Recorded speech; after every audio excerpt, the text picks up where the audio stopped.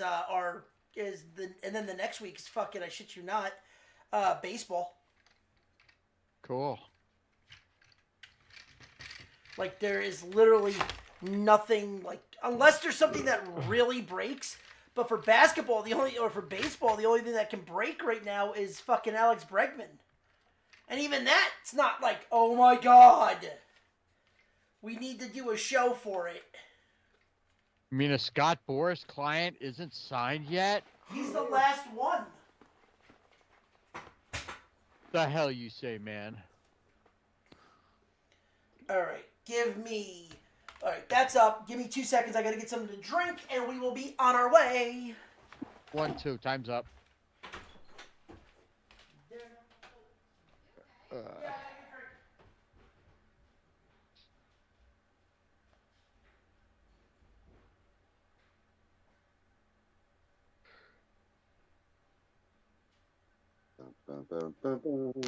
Cue the Jeopardy music. Do, do, do, do, do, do, do. So someone, Nick decided to talk about Joanna at work. What? Nick. The fuck is he talking about Joanna at work? I don't know. Why does he sound like he's 3.5 miles away?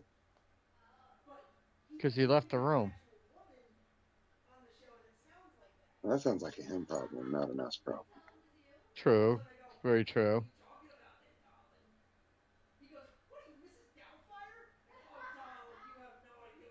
Mrs. Doubtfire? What the fuck are those two talking about?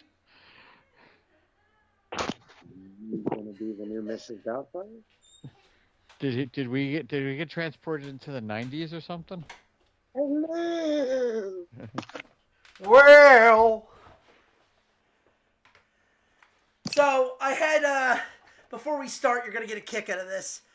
My boss, one of my bosses, goes to me and goes, "So they were telling me that there's a woman on your show. Who's the woman on your show?" And I go, "What does she sound like?" He goes, "Oh, she sounds like she smokes like a pack of menthols a day." I go, "Oh, darling, that's Joanna." What the fuck? I smoke a pack of menthols a day, motherfucker. Yeah, you don't smoke Cools. No, I smoke Marlboro. Yeah. Because I'm a classy broad.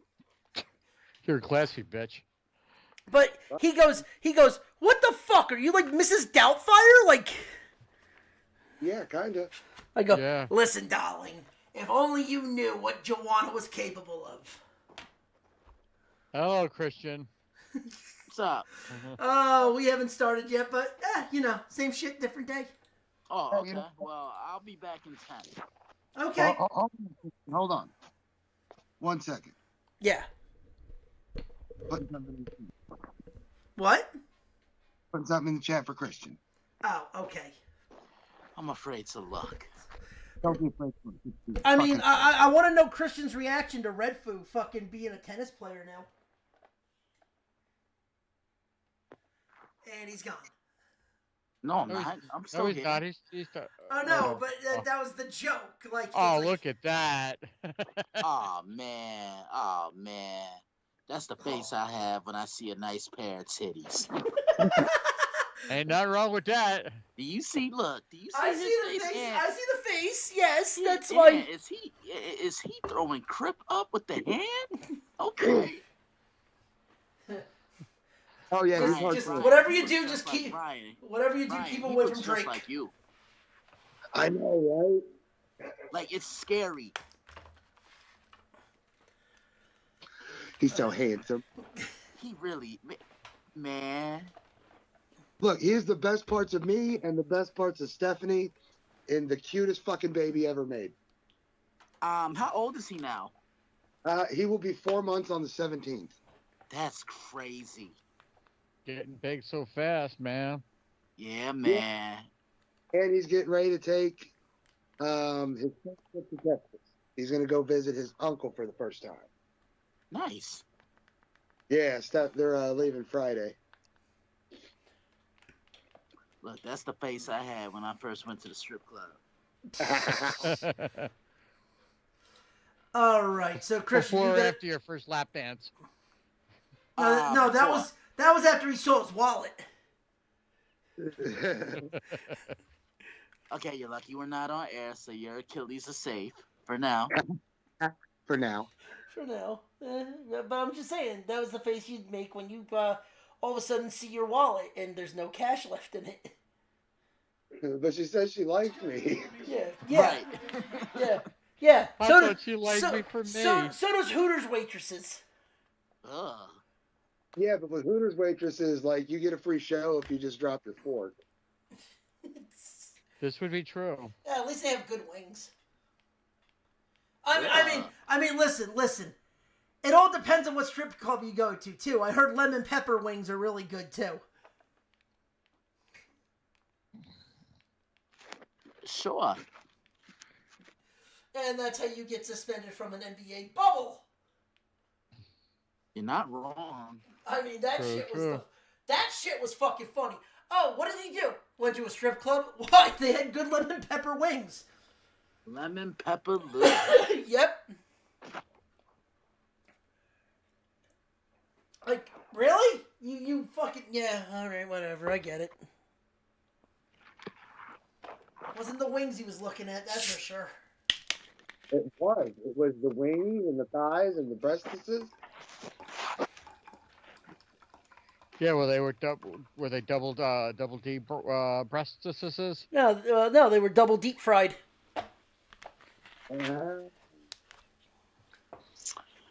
Oh, God, my finger was so close to that. Motherfucker. Oh, there it goes. There he goes. And he's gone. Listen, could be worse. Could be Cell Block 1. We'll talk about the halftime show tonight. I'm down for that. Okay, I'm back. They were talking about the halftime show. The complete murder of Degrassi. Not, but like, that halftime show was like the most political halftime show I've ever seen. Listen, I will say this. Not my favorite, not the worst. The problem is, though, man, you know, his call out for Drake on TV, that puts the NFL liable for slander. Sony or you know what? We'll get to that because there's a story behind that. I think I know someone who may want to chime in on that. Defamation at the very least. Ryan, there is stories behind that. We will get to that when we get to football because there is actually shit that came out about the NFL saying that to him, to Kendrick, about the Drake shit. So we'll get into that. Yeah, I heard he's not getting paid for it. There's other things too, and it had a lot to do with what you saw in the halftime show. But let's talk about that in a little bit. But let's get this shit started. I'm waiting on you, bitch. All right, and 3, 2, 1. Ladies and gentlemen, welcome to another episode of The Betting Window on the Nerdport Network. I am your host, Effin Ronnie, and it's game over, bitches. With me as always. After that laughable Super Bowl, the Zombie Master's here. As well as Captain Stuntcock and Fly Eagles Fly. And hello, Christian. Mm-hmm. You know, we've had to deal with our own text messages from certain people that used to be part of the show, and fuck the Eagles. Fry, Eagles, fry, and I say what I say. Faux Philly. No, I'll just say it flat out. Fuck Philly. Too bad they're probably going to be third in their division when it comes to MLB. But that's next week. Or that's next month. Next month. I was going to say that's next month. But, yeah. Oh, if you are new to the show, welcome. What the hell is wrong with you? But if you are returning, again, welcome. But if you are new to the show, we are a betting podcast and a sports news podcast where we dive into good, the bad, and the what the fuck was that in the wide world of sports and sports betting. On tonight's show, we will talk about Major League Baseball. pretty much one person, because there's only one person of notoriety that has not signed yet. A doping scandal in the Olympics. When I tell you where it's from, you're going to laugh your ass off because it's so stupid, it's laughable. What? It's retarded. Yes. Very. Grease pulls in Philly? Not that retarded. Really retarded though. It has to do with a horse. Like, would this walk up and hug random people retarded?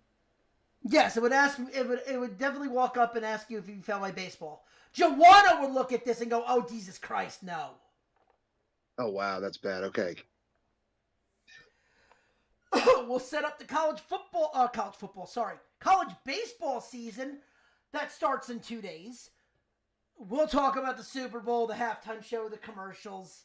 As always, we do our Super Bowl recap, and we dive into the money talks and bullshit walks to end the show, and maybe a NASCAR bet or two. Because it's Daytona 500 this weekend. Let me guess. How many times they make a left? No. Because they're actually... It's about how good you are at making that left. The fact that there are drivers now saying the Earnhardts couldn't hang in this modern era of NASCAR. Bitch! What? Oh, Dale Sr. would just put you in a fucking wall. Pretty much, man. Junior would put you in a fucking wall. What are you kidding me? Fucking see, they go, oh, well, Junior and Senior couldn't hang with today's drivers. Excuse me? You're making a fucking turn. I can't hang with you, Jesus fucking Christ. It's a car. If you honestly believe that, you're Dale Sr. would fucking do this shit in 130-degree heat with no air coolants going into his suit. And again, he'd just put you into a fucking wall. He'd put you in a wall. What, John? You do not disrespect number 3. I'm sorry. No, you don't disrespect number 3, but like You don't disrespect number 3, and I'm a NASCAR fan. You do not disrespect the name Earnhardt. You take the name Earnhardt in the vein when you say shit like that. It is the funniest shit because it's like it's the one sport that the only thing that changes is the fucking car. And the tires. But I'm saying the sport does. If you want to talk about the greatest, quote unquote, greatest of all time, NASCAR is the only sport, yes, sport, that you can, and maybe golf, that you can fucking say, you can start from the beginning of the era of the moonshine runners to now. Because the driving has never changed. It's just the cars. And the track, because when NASCAR initially started, it was a dirt track, not a right. But that's why track. I said you can go from the moonshine runners to now. Golf, same thing. The only thing that has changed is the equipment. I have somebody that wants to chime in on that. Okay. Uh-oh. And he has introduction music. Why? I don't know, but he told me to play this, okay? Okay.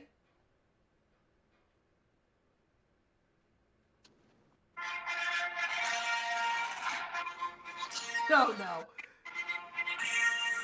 Oh.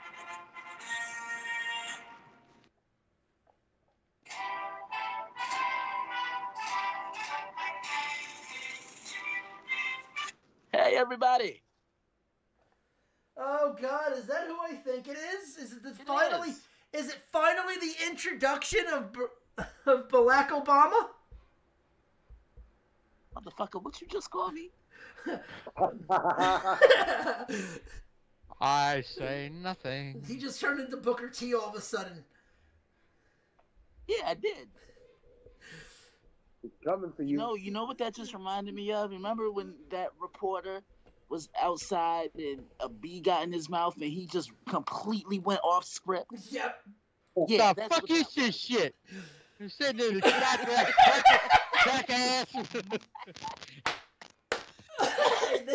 What you do? Block.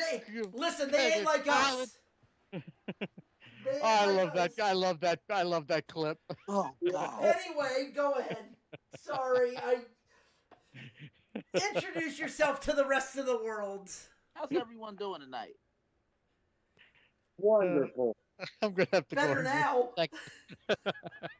I can't even do it, Ronnie. That is the goal, is to make people break. Listen, darling. If you want to make somebody break, you gotta make sure you do it correctly. Oh God, here he goes. What do you mean, hey? I'm not... Joanna does not play games with people. I have to deal with my fucking mother over there, who's a bigger whore than I am, and my daughter, who's a fucking embarrassment to us, that has to fucking change her last name. Oh, okay. Listen, she married a rich guy. Great, Oh, okay. we got money in the bloodline, but fuck. Oh, okay. And eggs are still expensive. You want me to have some sympathy for you? I never said that. I make my money Okay. my own way. Yeah, we know. On your back. Well, I mean, depends on who you ask. Sometimes it's on my front. Hey, yo. Stupid whore has to call me out. I fucking Listen, doesn't Raider Dave have a date with you later? It's Valentine's Day on Friday.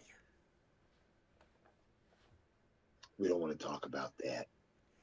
Oh, we don't want to talk about that. No, we're bringing this to the table. What? Listen, it's a slow news day. We have time.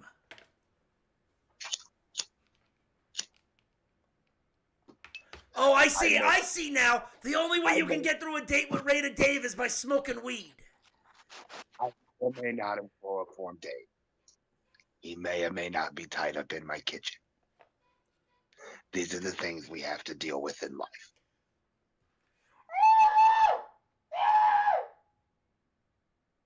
Quiet day. You son of a bitch! I'll fucking kill you! Did anybody else hear anything? I think he wanted. Nah, sorry. He was waiting for me next. So have your fun and make sure you bring him back in one piece. That is terrifying. I'm sorry, Dave. Can we have a moment of silence for Raider Dave? Because he's probably going to die by death by snoo snoo. Oh, God help him. God help him. God help him. At least, hey, Pete Carroll's going to be the new head coach of the Raiders. That's what I read. Dave was excited. Was. Oh, I haven't seen him.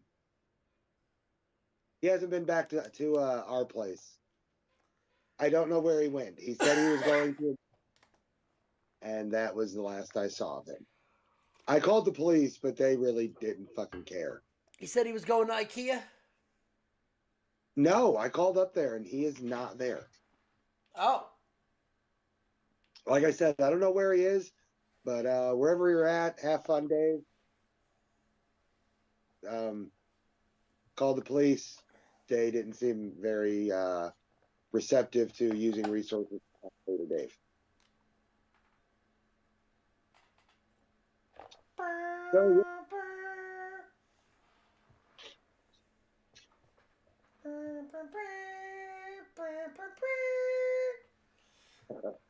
You just fucking tapped playing in the background. all right, Raider Dave will be all right. I think we kind of halted the show with Christian and John. Yeah, they have nothing. Wait a minute, let me check my TV. Maybe there's something on. Hold on. You're not worried about Raider Dave? He's missing.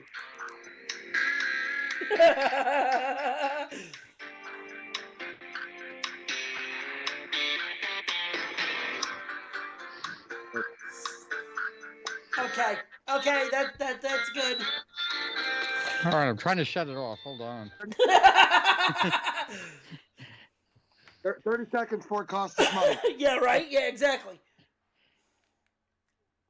That's what I was doing during the halftime show anyway. Law and Order was on. Well, we'll get into the halftime show later, but first let's go into baseball. Yeah. And the Scott Boras client is still out of work. Gee, what's Yeah, up? but I think one of the most interesting signings that happened this week is Clayton Kershaw's back for an 18th season with the Dodgers. I thought he was calling it quits anyway. There's no details on his agreement. 1-year deal. Yeah, but no price. Oh, it's probably at a massive team. It's probably between $2 to $5 million, probably. I don't know about that. Well, here's the thing. Look, I have all the respect in the world for Clayton Kershaw. He's a dominating pitcher. He's always been a dominating pitcher. He's a classy guy. Stayed with the same team. He's one of the few that actually didn't leave to go elsewhere and sign big money deals elsewhere. You know, he's got his World Series ring now, but his time, I think his arm is, I don't know what's holding his arm together. It's got to be rubber band and glue at this point. His time is up. Their time is now. You set me up for that one. Yeah, I can't see that. I saw that. Wait a minute. I couldn't see that joke coming. But no. Clayton, you know, it's like, I understand he still has the fire to compete, but he might need just... If you're telling me he's a 6 starter, I can believe that. He doesn't, with that road, it's like, where's he going to even find time to pitch? I'm looking for Kershaw. Hey, don't make me break out Law and Order again. No. Christian, I was going to say, Christian, what's your thoughts on this? What, on Clayton Kershaw? Yeah, Kershaw resigning. That's crazy. I thought he was done. Like, That's what I just said. That's what I I just know got through it's saying. Hey, you would Yeah, think he would have been done going off on his fucking, like, he goes off on his high horse after winning a World Series. You think he's got the ring? Hey. What? You didn't have to bring up them winning the World Series. Hey. Listen, No, they paid. no. They pulled the Dodgers from the 90s. They bought their World Series. But you You're know not what it is? wrong. But Christian, it's like I was saying. It's like, I don't know what you heard, but it's like Clayton, I have all the respect in the world for him as a pitcher, but I think it's time he hangs it up. Yeah, I mean, he's a first ballot Hall of Famer. I think. Oh, we can absolutely. all- Yeah. I think we can all agree of that. You know, one of the best pitchers of his time, unless they just brought him in for, you know, to be a voice and a leader. Or yeah, get like this. Like I said, he might end up being the six man, maybe a bullpen guy, because that's the one thing that the Dodgers really needed was a bullpen arm. Mm-hmm. But here's the problem. Here's the only drawback to having Clayton back. The Dodgers have not had a full season out of Clayton Kershaw in years, because I'm sorry to say it, his arm is, He's injured. I don't know what's holding his arm together at this point. But what I'm saying, but here's the thing: could you have brought him back for the sole fact that you don't know when Ohtani is going to be officially ready? You know, no, look, when you go out and sign everybody that comes over from overseas, basically, to your rotation. Yeah, well, tell me I'm wrong on that one. It's like, at this point, why even bother? You know what? I would have more respect for him if he came back and said, look, I want to be an assistant pitching coach. That I would be all in for. Because the man has a wealth of knowledge to teach some of these younger guys. But could it also be the fact that maybe it's not the fact that the Dodgers wanted him back, maybe it's the fact that he wanted to come back? That's more likely, I think. Listen, we're not sitting here saying that he's... He took the time off. He feels like he's got another season in him. Are you going to tell Clayton Kershaw now? If I'm the Dodgers, I might have. Not at all. The only reason I say I might have is because, look, he's given what? This is his, what, 19th season? 18th. 18th? He's given his blood, sweat, and tears to this team for 18 years. There's nothing left for him to give. But that doesn't mean anything. You don't think he has anything left to give. He obviously feels different. Even if he doesn't have anything to give, it's still his choice on the fact that he wants to come back. And God forbid, we don't know when Shohei Ohtani is going to be ready to pitch. They're saying he's throwing bullpen this week. He might not be ready until June to take the mound. For all we know, if at all this year.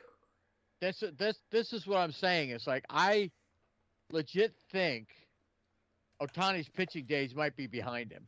But then why doesn't, like, having Kershaw as that backup if Ohtani can't go? Look, on paper, it doesn't sound like a bad thing, but I would much rather have a younger, a younger, stronger arm in that rotation than a guy that may or may not even he may not even compete the whole season. It's because like I said before, Clayton has not had a healthy year, and I can't remember the last year he had a full year.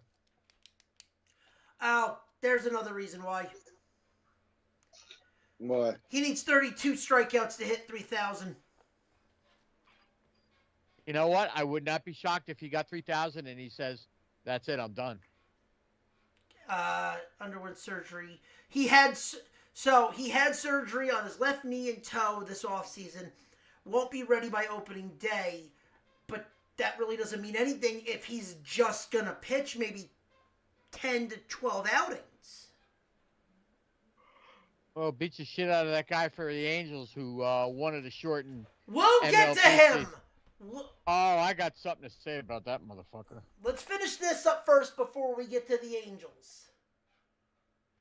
But no, like, I think there's another reason. I think the fact that he would be the only person that would, like, he would join Steve Carlton, Randy Johnson, and CC Sabathia as the only left-handed pitchers with 3,000 Ks. And Christian said it the best, and I completely agree with what Christian said. First ballot Hall of Famer all the way. Yeah, definitely. Yeah, I mean the ring is what he was. The ring is what he was missing. Yeah, he's got it. That's why. That's why I'm two? surprised. Is this 2 for him or 1? Yeah, it's 2. Yeah, because he won the one in 2020. The COVID season. Yeah. 2020. Yeah, but still, it's like you got your championships. Just. Take that last ride into the sunset. You don't have anything left to prove. You really don't. I don't mind him coming back. Look, it's if he wants to come back. If the Dodgers pursued him, that's a completely different issue, and that's stupid. If he wants to come back, I'm not telling him no. But here's the thing. We'll never know who pursued who. Because they'll probably never come out. We'll know depending on what the deal is. If the deal is under $10 million, that was Kershaw that went to the Dodgers. If that is like over like a $10 to $12 million contract, that's the Dodgers going after Kershaw because $10 million is the going rate for pitchers for 1 year. Well, it's like all I know is it's a 1-year deal, and I'd be willing to put money on this. I guarantee you, this is his last year. I don't think if he does come back this year and pitches, gets the 32 strikeouts he needs, congratulations. I'll be one of the first people to congratulate him. But mark my words, I have a feeling this is his last year regardless of anything. And I don't think any of you could disagree with me on that one. I mean, we don't know. I mean, shit, we've seen guys like fucking Bumgarner or Barry Zito come out of nowhere and have fucking... Matt Bum is probably done. Matt Bum, I thought the Bumgarner was done last year. That's what I'm saying. He's done. Yeah, but like, he also went 3 years where no one saw anything, and he came back and fucking had a good year. We never know with these guys. I mean, granted, don't get me wrong, Kershaw started in 2008. Right. Yep. Wow. Like, all I know is I remember last year was the only year that he was. So, yeah, last year was his only year where he was where he was blasted by injuries. It's because, I hate to say it, with that pitching motion he has, you know, it's kind of like how Nomo was. When Nomo pitched, I'm surprised the man didn't screw himself into the ground with the way he pitched. And you know what it is? It's like when you have a pitcher that's got a motion like his, their careers they don't have longevity. You know, there was a guy, I don't know if any of you guys remember. Do you remember a guy named Dan Quisenberry Ryan? I know you probably know who he is. You know, because he was a Kansas City, St. Louis guy. But his career was curtailed because he was a submariner.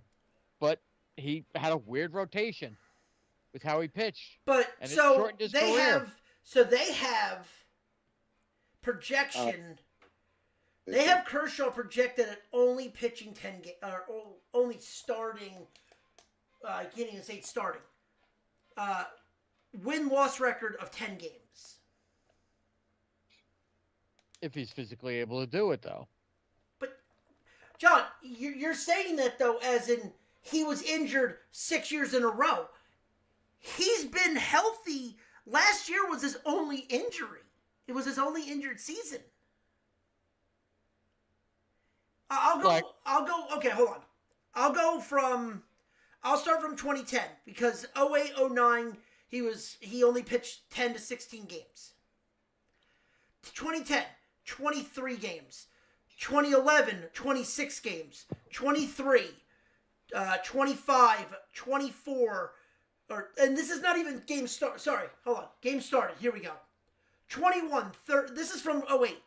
21, 30, 32, 33, 33, 33, 27, 30, 21, 27, 26, 28, 10 due to the COVID year, 22, 22, 24, and last year was 7. He's been healthy. It's just this year where injuries have kind of crept up on him. Doesn't mean it's not going to be like, he's not, as much as I hate saying this, he is not your ace. He is your leader in the locker room, but he's not your ace on the mound, clearly, because it's his 18th season. A locker room leader, you're not going to get an argument with me with that. He is so the locker room leader. He's like the Dodgers version of the Undertaker. Everybody respects the hell out of him, and I respect him too. But I just don't want him to come. I know he wants to get the record, and that's great. But don't tarnish your legacy by trying to go out there and prove something that you don't need to prove anymore. That's all I'm saying. I think the fact that he's a 3-time Cy Young winner, a Triple Crown winner, an MVP winner, plus having rings, I think he's just coming back because he wants to pitch. That's it. I really personally think he's coming back just because he wants to pitch. There's no tarnishment on that. Look, more power to him, but I just would hate to see his legacy tarnished by him trying to go out there and thinking he could still, mentally he thinks he can still do it, but physically can he still do it? That's just good. We're gonna find out. We'll find out. I mean, I don't think there's I don't think there's gonna be any issue with him having physical issues. It's really, okay, he's coming back off an injury. It's a toe injury. It's not Tommy John. And the fact that he never had that surprises the hell out of me. He knew how to take care of himself. That's another reason why I respect him. It's like, how many pitchers could say, it's like, I just dread the day that I find out Paul Skeens needs fucking Tommy John. You know it's coming. You know it's coming. His motion's completely different than anybody else. He doesn't snap off. He doesn't snap off a slider like DeGrom. He throws the ball in the same motion. And listen, if he needed it, he would have had it in college. Because he's still throwing the same shit that he did in college. I don't see him in the near future having Tommy John anytime soon. Because he takes care of himself. Because also, too, he's not built like certain pitchers. He has the speed of a Nolan Ryan with the marksmanship of a Greg Maddux.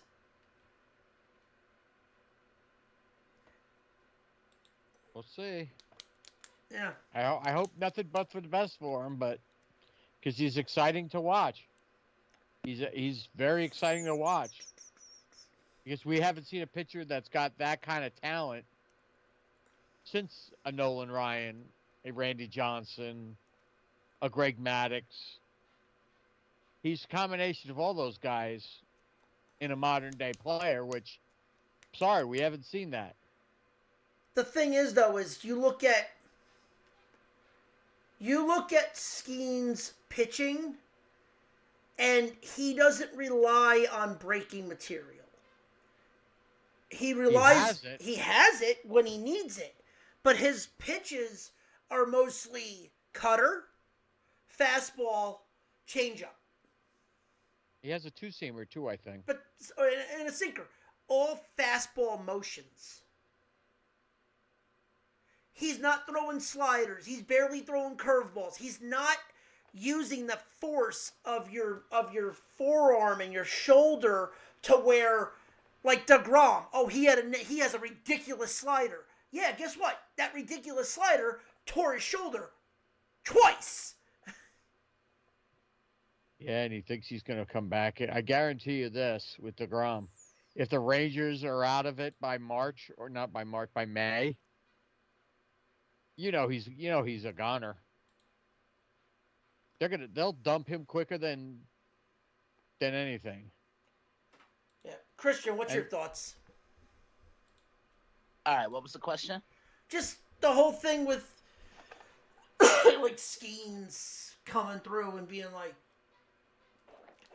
it's like, do you see Skeens in the near future having any type of like major surgery? I hope not. I think this guy is the best pitcher. No, I think Screwball is the best pitcher in baseball, but I think Paul Skeens is probably not that far behind. I hope not.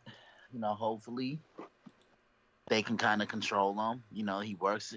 Anytime I see a pitcher injure his arm and then he needs Tommy John, I think it's a mechanical issue. Well, I think it's a pitching. I think it's a pitching repertoire, because like how their pitching is set up. Because look at somebody last year who got hurt.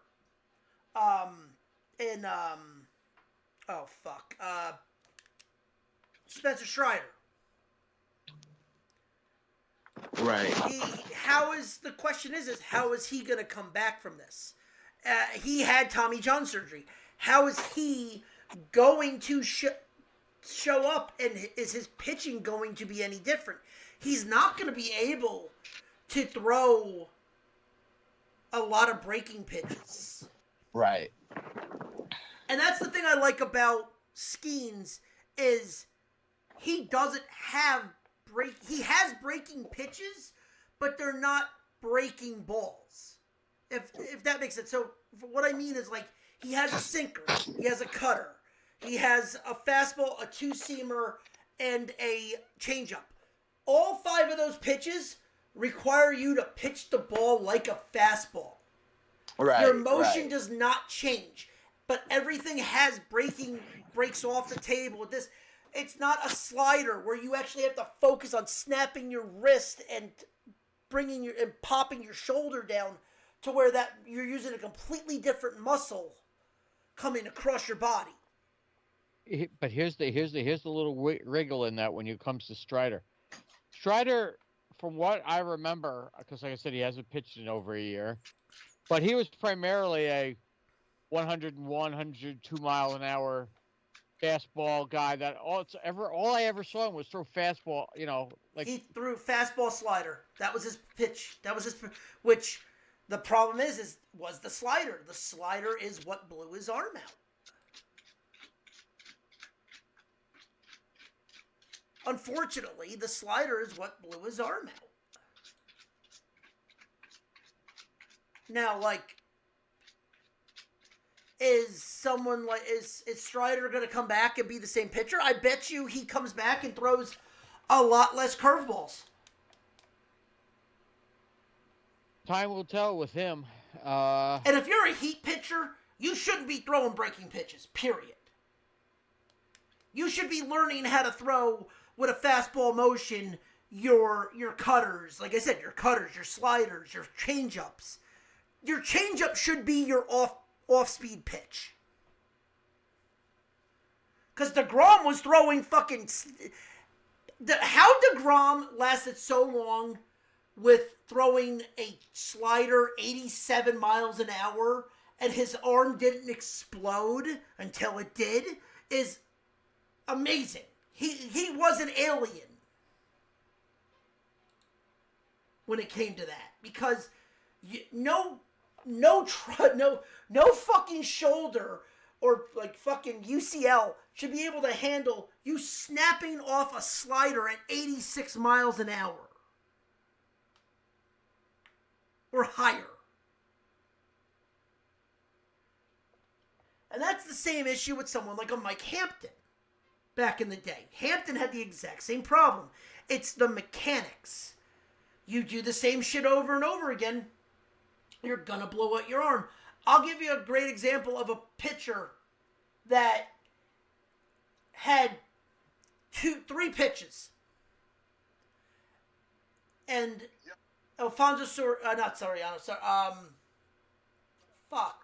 Yankees reliever.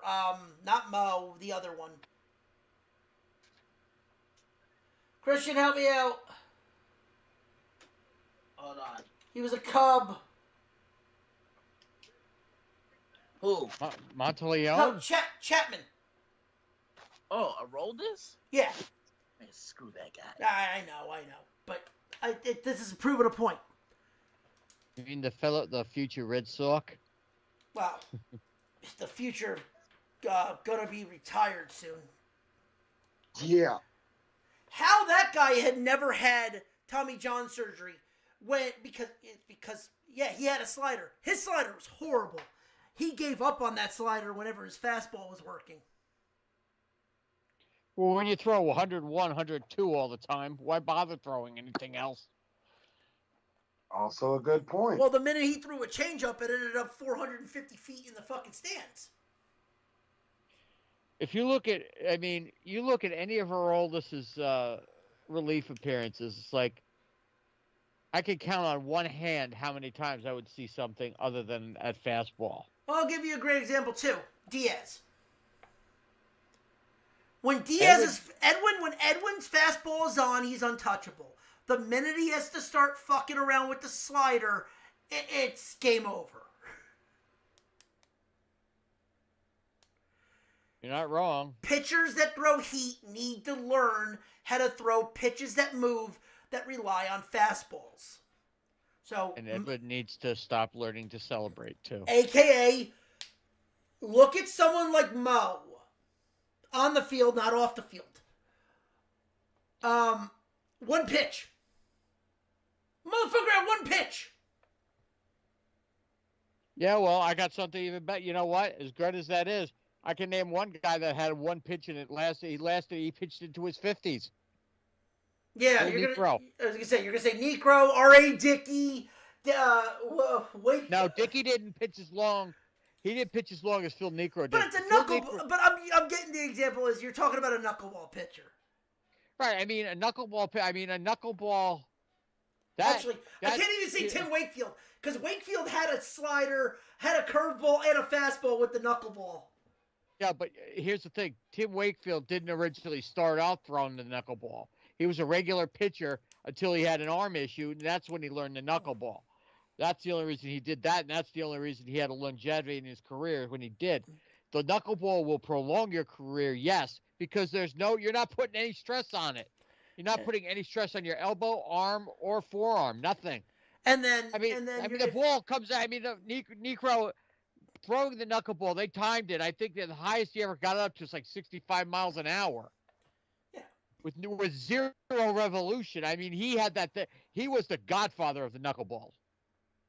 And then, then you have a shitty teammate who comes out and says you have cancer and fuck you. Yeah, well, fuck Schilling. But that's hey, Curt Schilling, how'd your video game producing career go? Oh, wait, that's right. Take your bloody sock and shove it up your ass, you motherfucker. That's in the Hall of Fame. That should be up his ass is where it belongs to be. But anyway. Okay, moving on. Ryan, you've been quiet about most of this, other than the bloody sock. Do you got anything to add before we move on to the second to last Major League Baseball? No, go ahead. Christian? I got nothing. All right, then. Question for around the table. Where does Alex, the last free agent that's on the table, Bregman? Where does he land? Christian, I'll let you go first on this one. Honestly, I could see him ending up in Detroit because he played for AJ Hinch in Houston. So I could see him becoming a Tiger. Okay. I can think of one right off the bat. Because they're going to need it if they're going to get rid of their third baseman. I can see him landing in St. Louis. I can see that too. That's not a bad pick. Problem is, not a bad choice. Problem is he wants 7 years, and he's not worth 7 years. Nah, he's not worth that. See, that's there right there. You guys just hit the nail on the proverbial head right there. That's the reason why he is still sitting on the sidelines. A, he's listening to Boris, which is stupid to begin with, and don't get me started on that piece of crap again. But Alonso decided to take the short term because he knew he was going to get signed and stuff like that. But my advice to Bregman, sign a deal in the next day or two. That way your spring training is not fucked up. Because if we all know, when you start spring training late, it fucks the start of your season up. I.e. J.D. Martinez, i.e. Blake Snell, i.e. Montgomery. I can see a spot. I just pulled up this roster. And I can see him going to a team that's in the division of the Tigers. And right now, the third baseman and second baseman are day-to-day. And that's the Kansas City Royals. There's a team that none of you have said yet that I have. Well, first things first. Before you give your answer, Ryan, what do you see? What do you mean? Where do you see Bregman landing? Oh, I have no idea, dude. I'm not paying attention to him.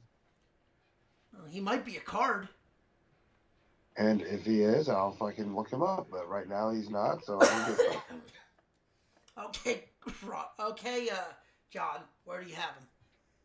Cubs. The reason I say that is because there's a history with. I don't know. I've been hearing the Cubs name. I watch MLB Network all the time, and I was listening to Harold Reynolds not too long ago, and he thinks that Bregman's going to end up in Chicago because Chicago is looking for a leadership type guy on that team to help guide some of the younger talent. And he could see him being a perfect fit there. But, like I was saying before, he wants a long-term deal, and he refuses to sign a short – because he's come out and said he doesn't want to sign a short-term deal. He wants a long-term deal, and he will settle for nothing less. But here's the problem with that, Alex. You want a long-term deal. Great, grand, wonderful. Guess what? You're good, but you're not good enough to earn 6 or 7 years. and most ownership, unless your name is Juan Soto, you're not getting multiple years. Here's the problem with that. The Cubs just signed John Birdie to for their third base. He's going to be a utility guy at best. He was a utility guy with the Yankees. When the Yankees had him, he was utility. But the Yankees used him as utility because they had nothing else for him. He was the first baseman because Rizzo got a concussion. That's another guy that hasn't signed with anybody yet. He's not going to. He'll sign a minor league deal somewhere, but he won't sign. You know what? Let him sign a minor league deal with the Cubs, retire as a Cub.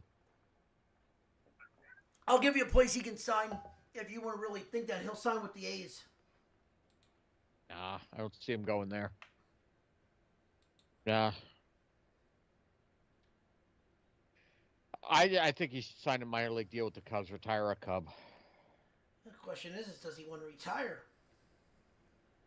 Well, Christian, let me ask you this. I know how you feel about Rizzo. You've seen Rizzo even when you lived out in Chicago, you saw Rizzo, and right. You see him as a fan of the Yankees.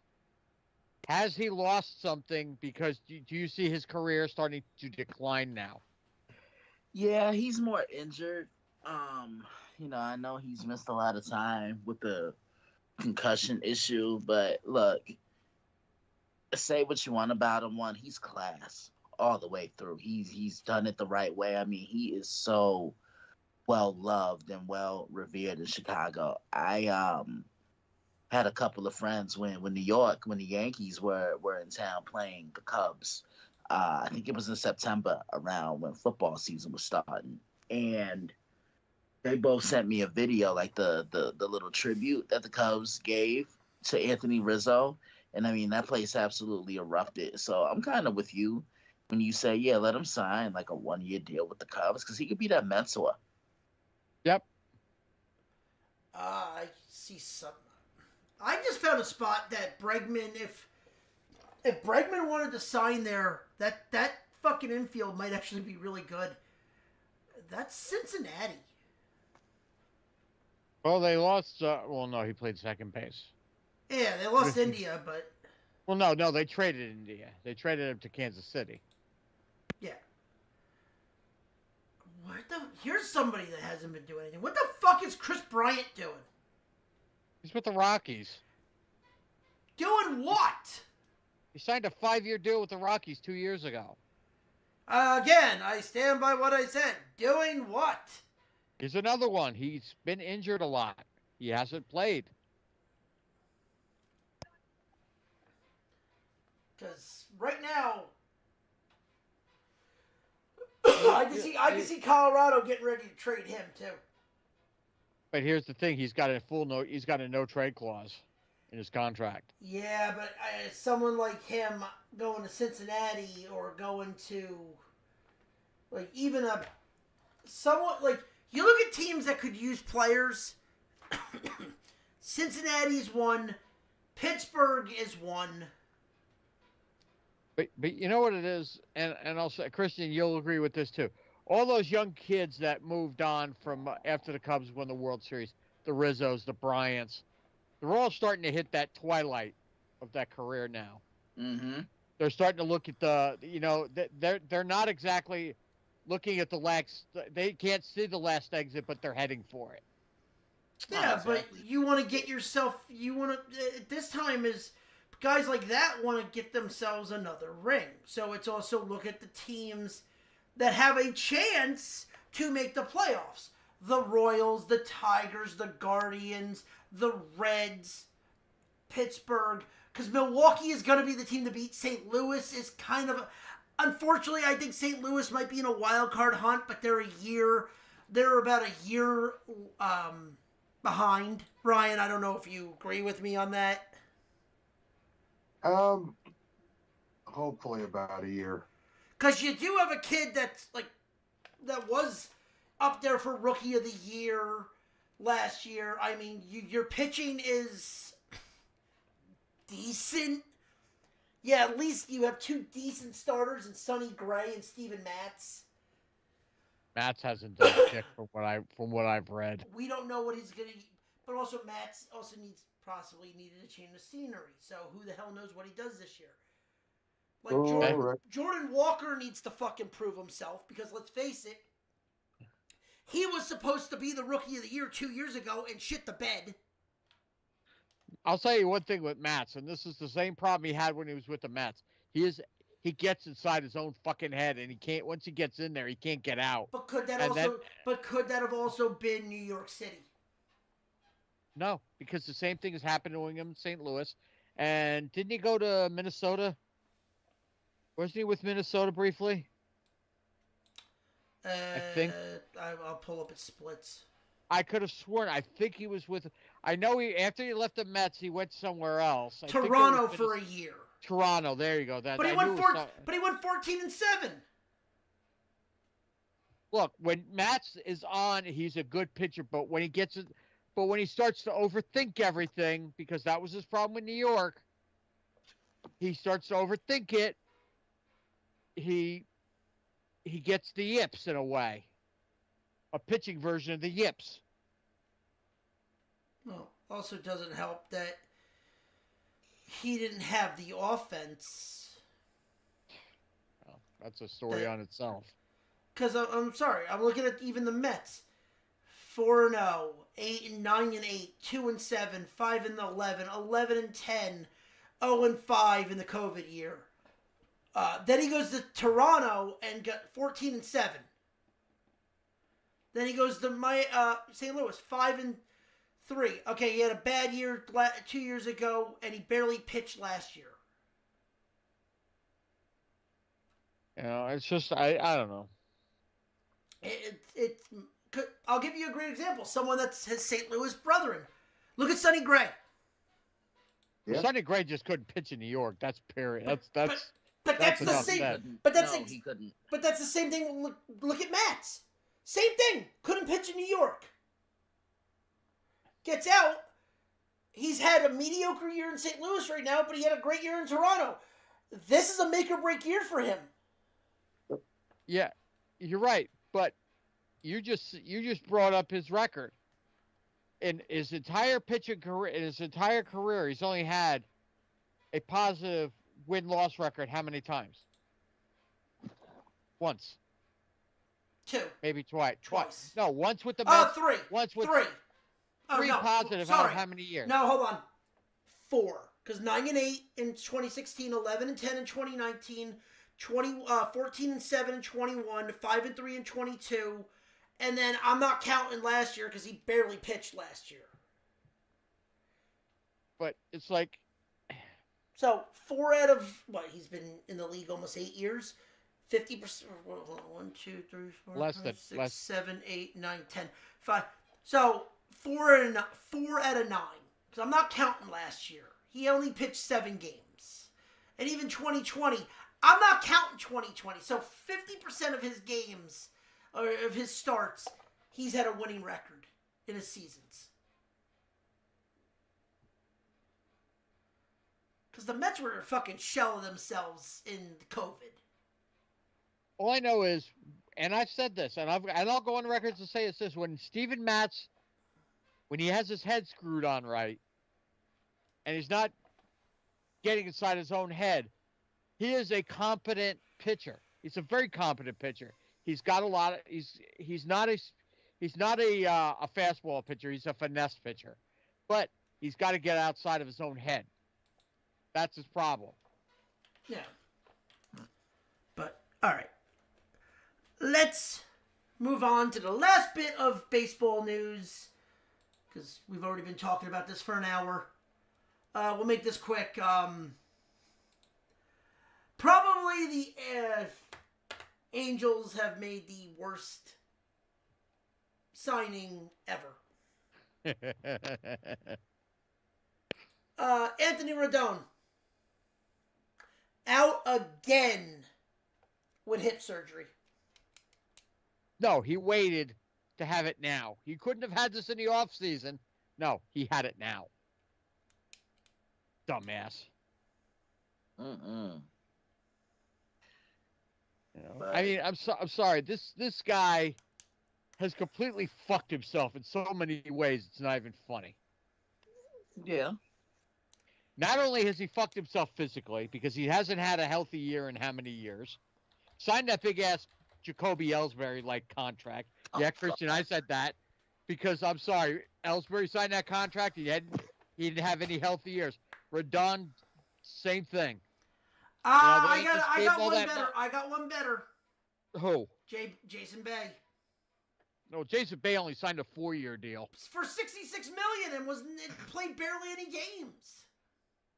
No, he had one good year before he went belly up. Also, Melky. But by far, Rendon is the present day Jacoby Ellsbury. That's what he is. Yeah. And the guy, either he can't get on the field because he's not healthy, or he's putting his foot in his mouth and opening up and saying, they should shorten the season to 60 games because this. I'm like, shut the fuck up. Just shut the fuck up. I mean, they should shorten the season. I personally do believe that. No, he wanted a 60-game season. That ain't fucking happening, buddy. That's the only way you can play a full season if you played 60 fucking games. Because that's about all you could ever play before your ass starts getting hurt, or your hip, or your elbow, or your shoulder, or whatever the fuck ails you. I think the game... I personally think that it should be 100 games. But... Because I think then it's 50-50. Okay, Manfred. Dude! 100 games is the right number.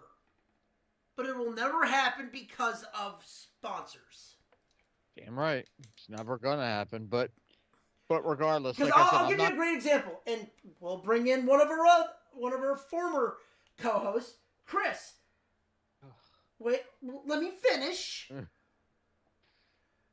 Go ahead. Who gives a shit about MLB in April and May? Some of us do. Mostly bettors. No. Because I do. You can't. The Mets. Everyone thought the Mets were fucking done in April. Hey, look, I came on here and said I was one of them. I thought they were done. You can't lose or win the season in May. You can lose it in July. You can lose it in August. I mean, unless you're the fucking White Sox, that's the only fucking way you can actually lose it in fucking April. Let me put it this way: I saw a joke on Twitter today. This just in. The White Sox have been eliminated from the 2025 season already. Yeah, that doesn't surprise me. By the way, the worst contract ever in baseball is Barry Zito. 8 years, 126, when he was at the end of his career in 2007. I said what I said earlier, and I stick by it. I mean, the Mets have a couple of really bad contracts, too. Yeah, I know. David Wright, Jason Bay, Yoenis Cespedes. No, David Wright. That was just that. It was a bad contract, but it was. I was going to say, like, it doesn't... I understand that it was a issue with his... his health, but it's still a bad contract. I mean, shit. Albert Pujols and A-Rod were also bad contracts for the price. Who else has a bad contract? Oh, Juan Soto. Time will tell. I mean, I could have seen that coming. Yeah. I mean, also like Jason Hayward, Josh Hamilton. No, you know what Hamilton's problem was? Hamilton, like, I hate to steal a wrestling term now.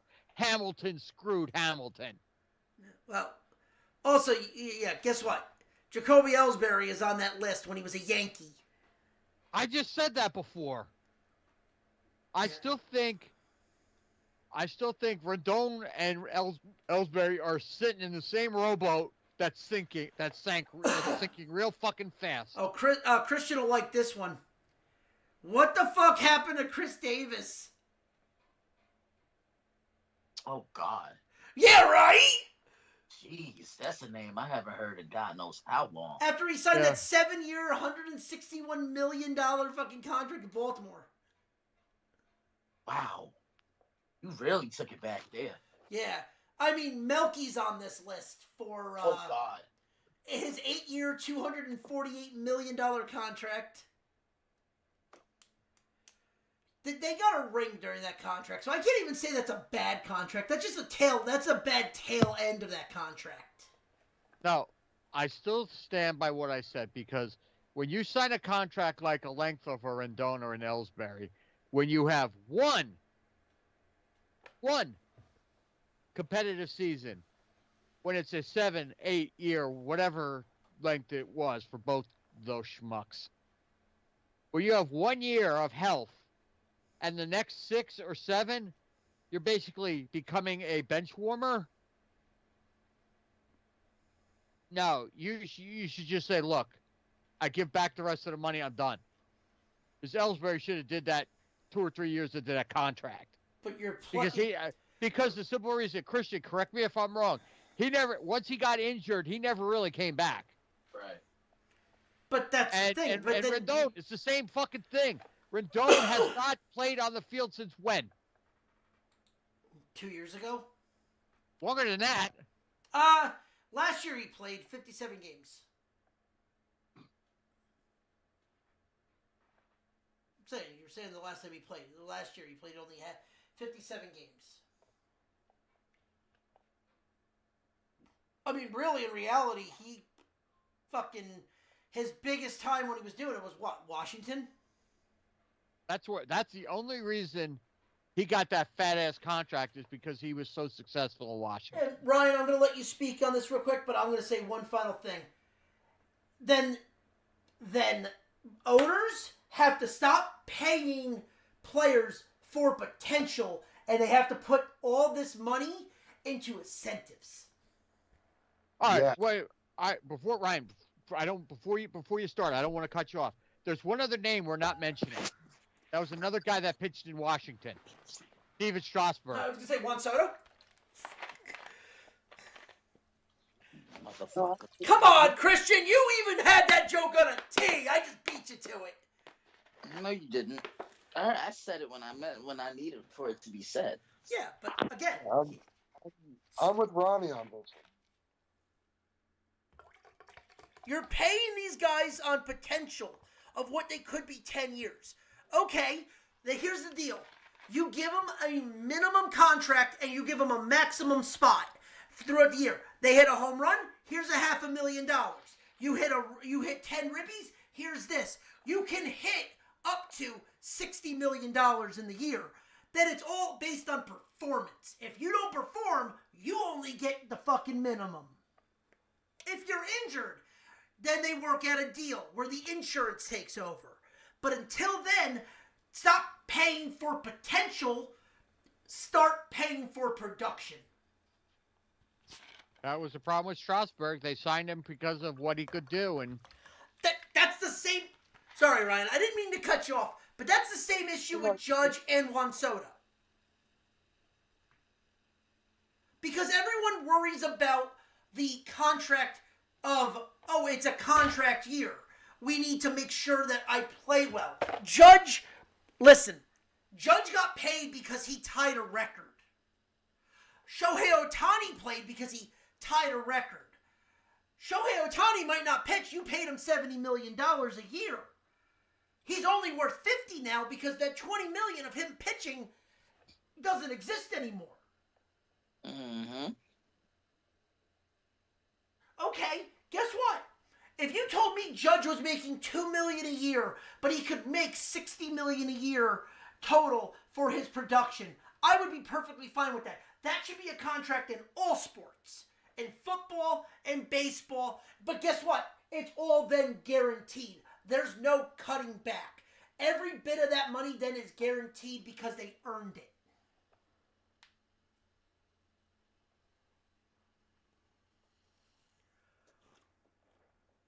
Go ahead, Ryan. Well, oh no, I'm with you, man. Okay. Yeah, I got something I want to say. Okay. Thank God. I don't know. It just sounds like these baseball teams just have an enormous amount of money. So you want to know where they get this money from? And it's not from ESPN. It's not from the TV. It's not from the national TV deals. It's from their local TV deals.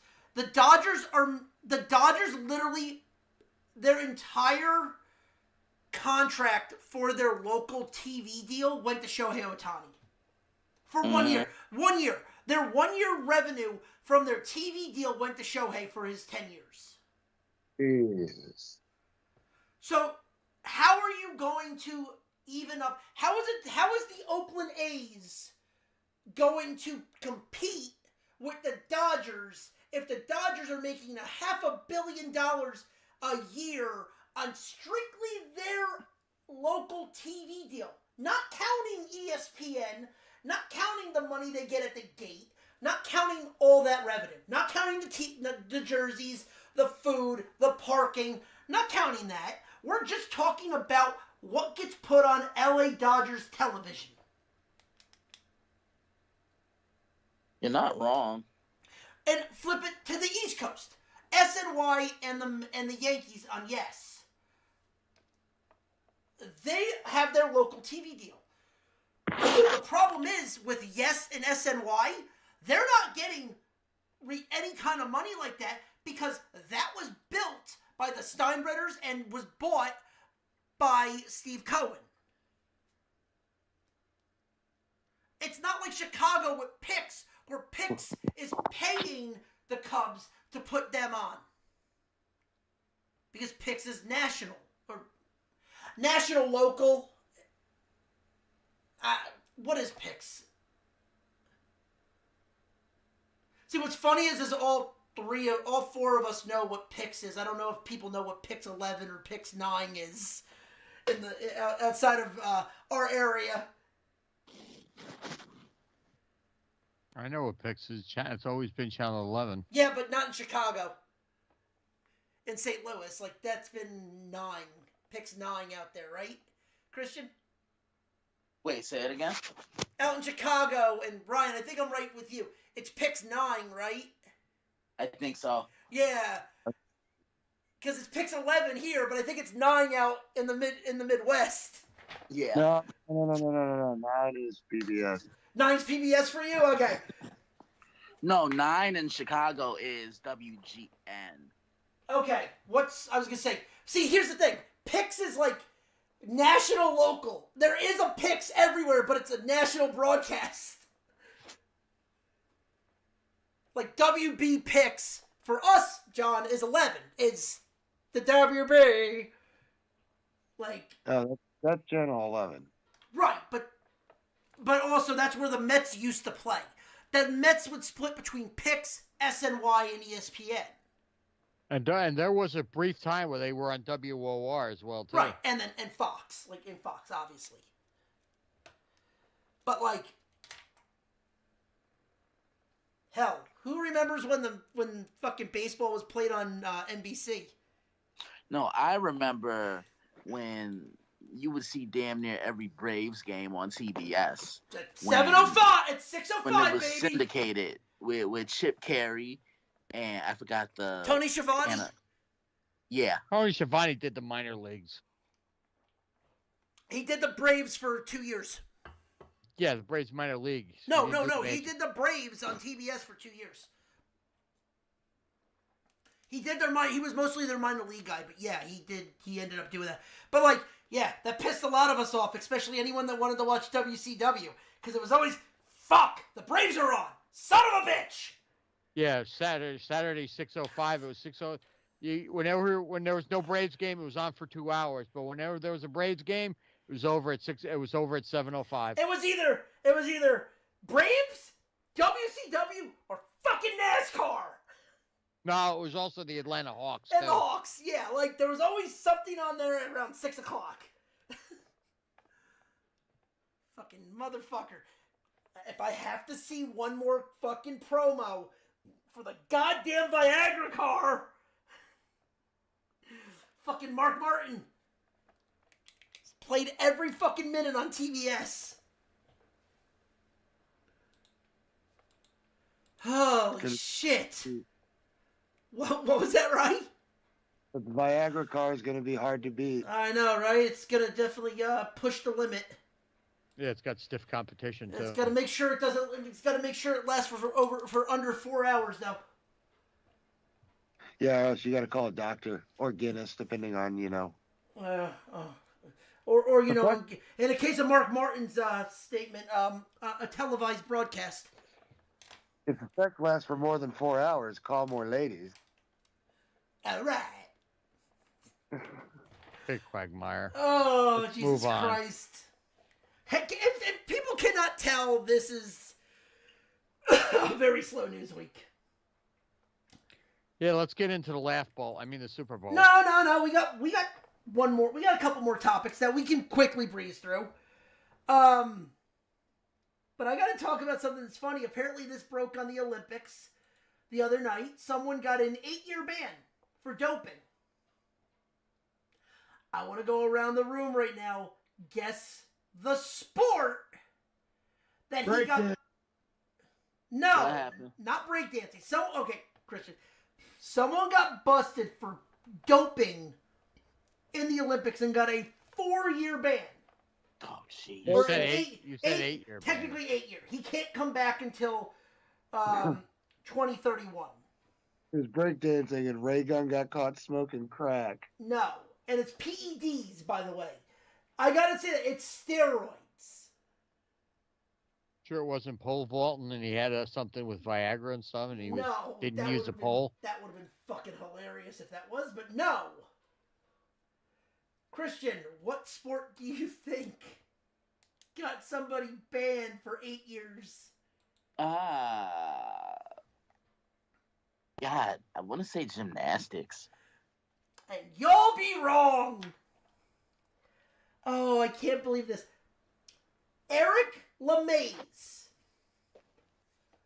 And that's who? I'm about to say it. The 2008 gold medalist for equestrian.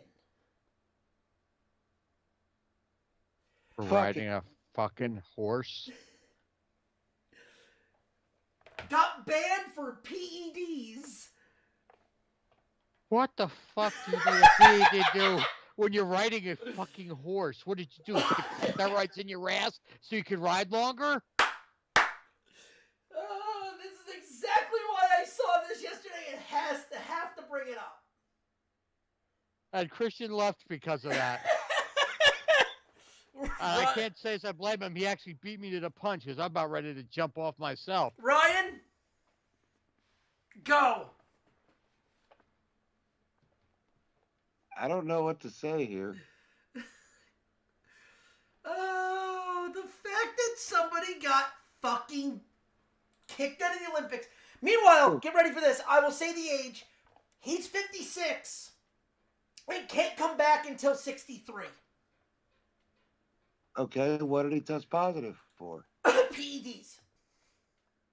Okay, fucking what PED? They're not saying Viagra. yet. They're not saying yet. They're just saying they're classifying it as a performance-enhancing drug. Dude, they were fucking banning snowboarders for weed as a performance-enhancing. No, it's not weed. It would be a steroid. Doping. Literally, they calling it doping. He was doping. Yeah, again, they said the same thing about snowboarders in the Winter Olympics because they tested positive for weed.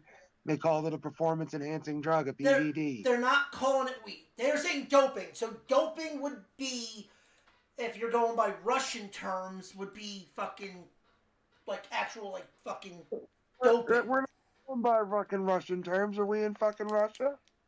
No, we're going by Canadian and Netherlands terms. So well, I put it to you this way: the guy was a dope anyway, so he got caught. Neither of those places are definitely Russia. No, but wait a minute. I think Christian wants to chime in on this because I heard him clear his throat. Christian, go ahead. I got nothing. I was just laughing. Oh, I thought you wanted to say something. So They might annex fucking Canada as a new fucking United States. Oh no. Okay, here we go. We actually have the positive PEDs and cocaine. Oh no, the guy that rides a horse in the Olympics is on coke. By the way, the funniest thing is it's the rider getting busted. Not the fact that you were probably shooting the horse up with God knows what kind of steroids. I don't know, man. Most of those equestrians are $5 animals. They don't fuck with them like that. All right, so let me see if I got this right. Okay. A 56-year-old. What is he? American, Canadian, what? Netherlands, Dutch. That joke writes itself, but anyway. So a 56-year-old horse rider got busted for PEDs. And cocaine. Cocaine and steroids. For riding a fucking horse. This guy might be my spirit animal. I want to know. I legit want to know. A, what the fuck were you thinking? And B, what is so hard? Why do you need a performance-enhancing drug to sit in a saddle and go, yeah? I mean, we can always ask the girls on OnlyFans, but that's a different issue. That's a different issue. That's a different kind of horse. We don't need to talk about that. That's Seabiscuit right there, but that's a whole different issue. The St. Clerks too. Okay, so let's move on.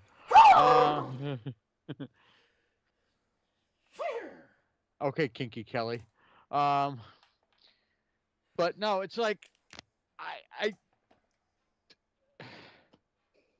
what were you trying to enhance? I mean, I'm legit curious. We just made 20 minutes of Viagra jokes. Don't let us keep going. Well, apparently, Grandpa needed something to enhance him while he was riding that fucking horse because it's so difficult. Well, he needed to enhance his performance, obviously. What, was he not going loud enough? No, they don't do that. Enhance it? They don't do that shit in fucking equestrian. That's completely different. It's all about the majesticness of a horse. And, oh God, it's the gayest fucking thing you could ever think of. It's gayer than a donkey show. Gayer than 2 dudes getting fucked by 8 dudes? And on that note... It's gayer than the Dunkin' commercial that was spoofing off of fucking every Kevin Smith movie. Hey, watch your mouth about Kevin. Tell me I'm wrong! That was a fucking Chasing Amy joke and fucking Clerks and God knows what else. Because you opened it up with Jay and Silent Bob at Comic-Con. He's got a point. The minute I saw them... Christian, can I borrow your knife for his Achilles, please? Sure. The minute I saw Kevin Smith and Jason Mewes walking around, I go, well, that's a Chasing Amy joke. Fucking finger cuffs. Yeah, like the only thing we were missing was fucking was fucking finger cuffs and fucking Jason Lee. Yeah. Look, guys, I gotta be up early so I could be to work early, so I gotta jet out a little early. All right, you know what? Before you head out, give me your Super Bowl recap real quick. I mean, Philly was just dominant from the get go. The Chiefs. They went by their game plan a little bit, but then they got attacked in another aspect of the game because the goal was to not let who beat you? Saquon. And they did a pretty good job, but Jalen Hurts was he took over. He saved the best for last. He truly finished the last 2 games of the season were his best. Philly got what they wanted offensively. Their offensive line dominated the trenches, but to me, the game changers in this football game were the defensive line of the Eagles. They got home to Patrick Mahomes with just 4. They didn't blitz. Congratulations to the Eagles. What a season. But Christian, what did I ask? What did I ask last week? Was this going to be a laugher or was this going to be a serious game? Did you think that was going to come to fruition? No, I didn't, because the last time these two met, it was a close game all the way throughout. I remember Philly having a 10-point lead and Kansas City just chipping away at that lead. And they were just a better team then. Philly was the better team on Sunday. Every wide receiver on the Eagles just making key catches. A.J. Brown, Devontae Smith, Dallas Goedert was open in the middle of the field. That rookie kid, what was his birthday? Oh, Cooper DeJean. Yeah.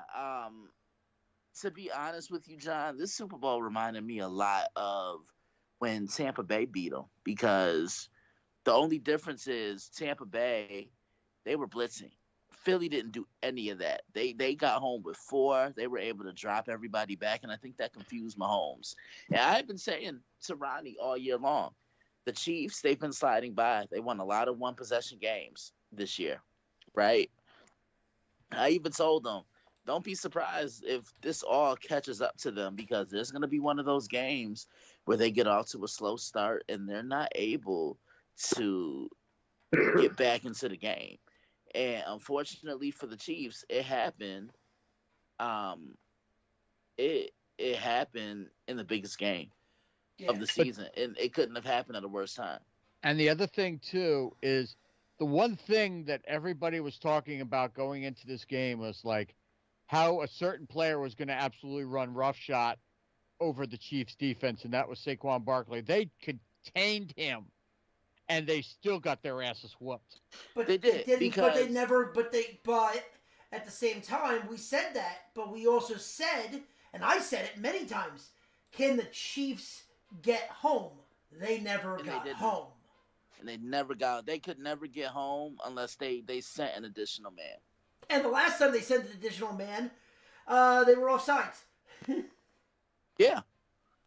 Yeah, but overall, just a fun season. And I also gotta get your opinion on the halftime show. It wasn't bad. I love that he's embarrassed, that beige white boy. What? Degrassi's not gonna pay for his outcome? Yeah, I mean, I'm loving the fact that he's embarrassing him. This is one of the bigger diss tracks that's been played in quite some time. Kendrick is hot right now. Yeah, like the rumor is how the setup was. Is Sony his record label? I think so. Because if anyone noticed, did you notice the PlayStation controller on the field? I think Sony's possibly paying for any lawsuits that come out of this. Yeah, definitely. Because I think he had to talk to Sony and be like, if I do this, can you back me? And then it just like the game over stuff, the Sony logo, like this just screams Sony's paying for this. If that is his right record label. All right, guys. All right, Christian. You guys later.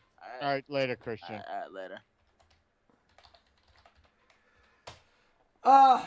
The last thing I want to talk about before we get into the Super Bowl and we talk about everything, Colorado hired Marshall Faulk as their running back coach. That's smart. Yeah, very smart. That's a big thing. But yeah, all right. Let's get into the Super Bowl. First things first. Let's talk about the game, because the game is going to be the quickest thing we're going to talk about. It was a laugher. That's all I could say. All I'm going to say, it was an absolute laugher.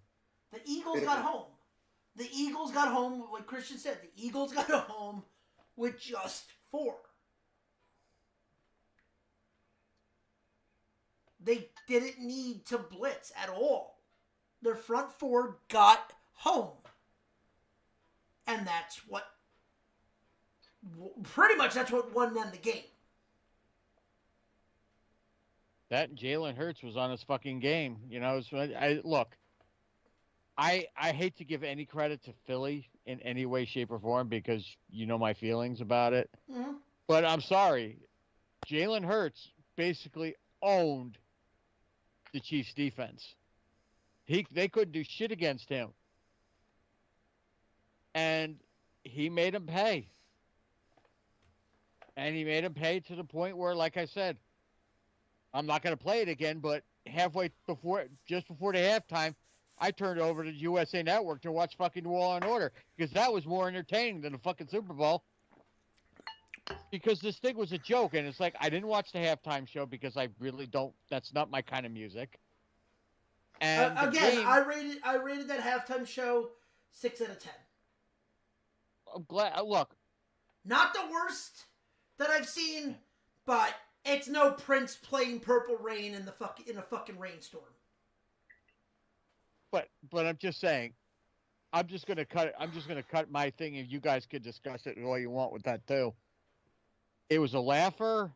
I turned it off by halftime, and that was that because I knew by the half, Kansas City was done.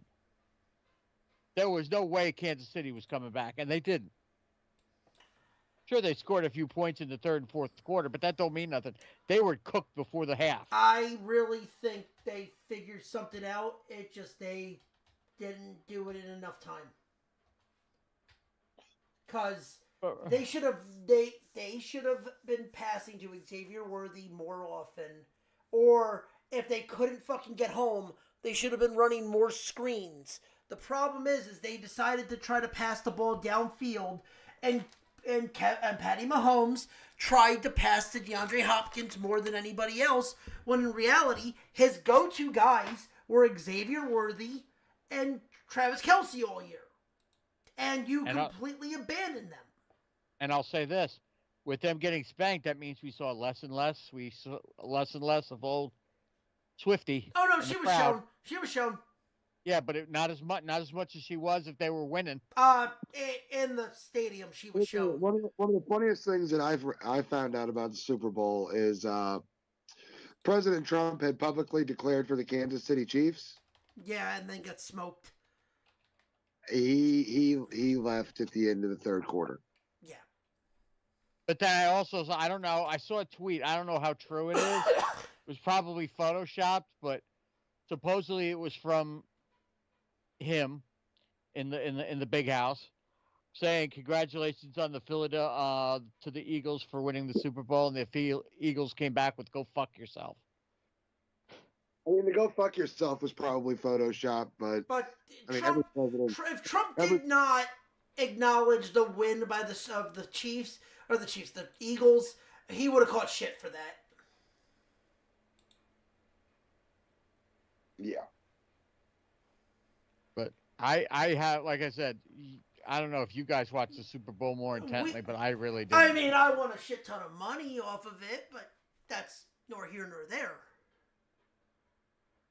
Because I had the Xavier Worthy touchdowns, which was nice. I had a bunch of stuff. Like, I won my pools because I had 0s and 7s and 4s throughout the entire game, so that was nice.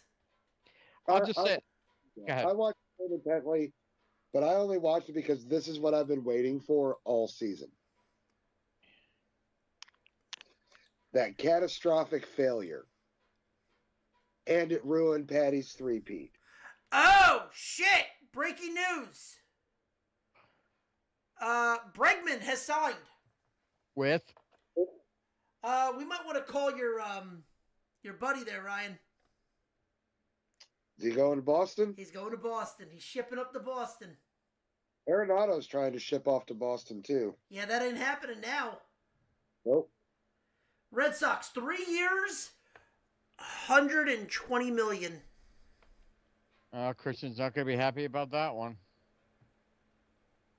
That legitly broke 6 minutes ago.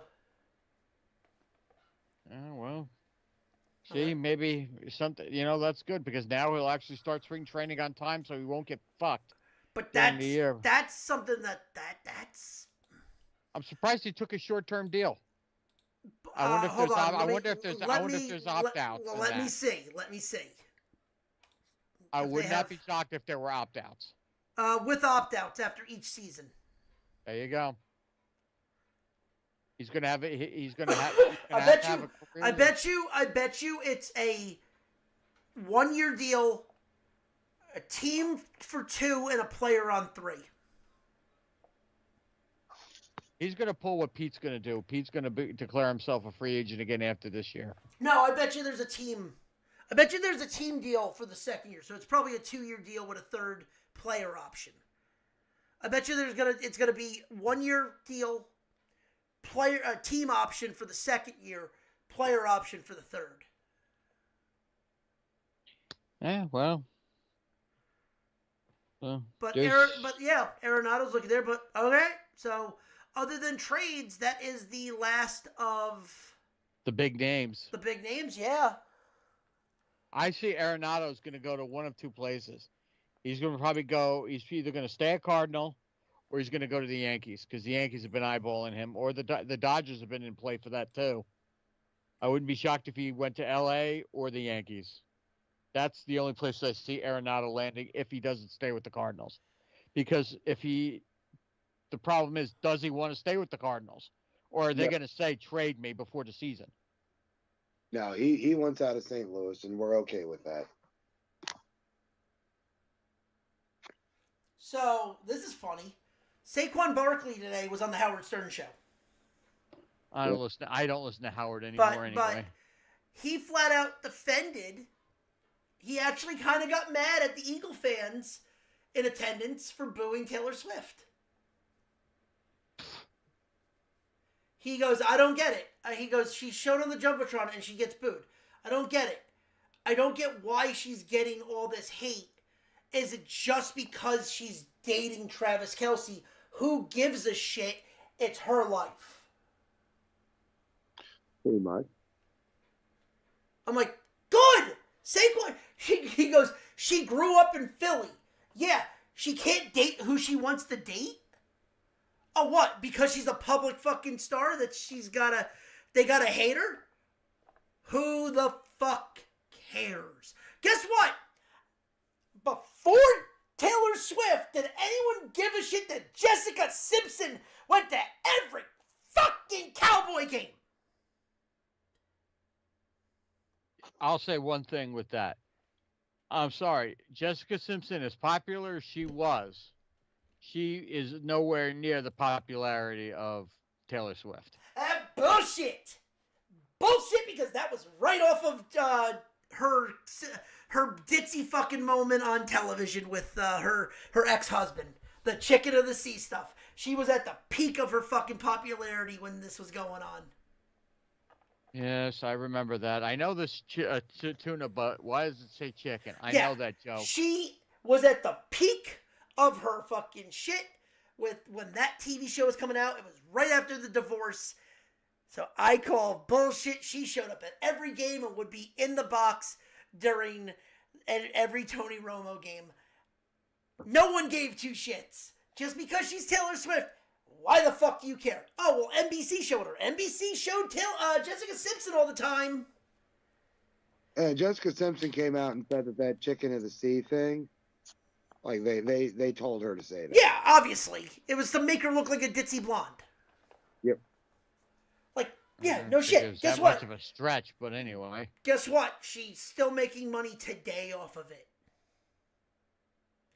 Now her and her fucking daughter are re-spoofing that joke. She's still making money from Chicken of the Sea. Good for her. Guess what? Do people forget that a ditzy blonde on fucking ridiculousness is now a fucking billionaire because of being a ditzy blonde in Chanel West Coast? God, I hate Chanel West Coast. But you get my point. Like, she's famous for being a ditzy blonde. Yeah, she's famous for being dumb. Yeah. She's famous for looking like Minkus with a wig. Pretty much. Now, enjoy that image, everybody. Enjoy that.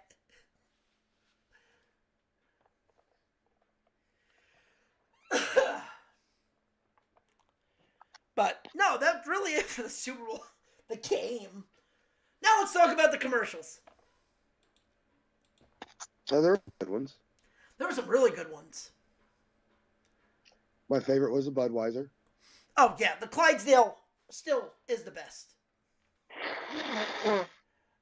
The Dunkin' Donuts one was fucking great because that was just a Kevin Smith fucking montage. That's also because I can, jump in my car, drive an hour north, and see the Budweiser Clydesdales myself. Yeah. The most terrifying commercial had to be Seal singing Seal. And Seal saying what a seal that is for the Baja Blast. I was a fan of the return of Puppy Monkey Baby. Yes. How about the returns of babes in bikinis and burgers? Yeah. We got a straight up Carl's Jr. fucking thing, and it's like, oh yeah, no, fuck woke. We're going sex cells. All right, I'm going to Hardee's. Yeah, right.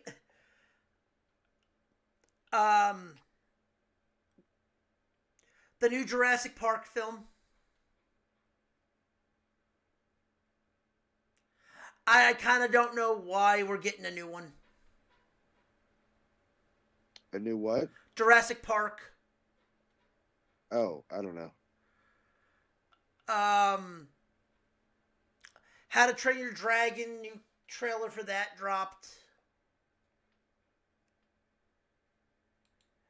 They made fucking Toothless look fucking perfect. Did you see the trailer for that? I've never seen How to Train Your Dragon. So they made the dragon in this like. This might be the best CGI you're getting in years. Because then they had to follow that up with fucking Stitch. No, I did see the live action Stitch, and he looks dope. Dude, he looks like fucking Stitch. Like they actually did a really good job with the CGI from this because it's like, oh well, it's now they just literally took a blue dog. They made him a dog, because that's what it was in the original movie. It was a fucking puppy. So that was the idea. So they just did that, and they made it look fucking well. They did it well. Yes, it looks just like him. Yeah. We're getting a new F1 movie with Brad Pitt. Kind of okay with that. Thunderbolts. We got the new trailer for Thunderbolts. Whatever.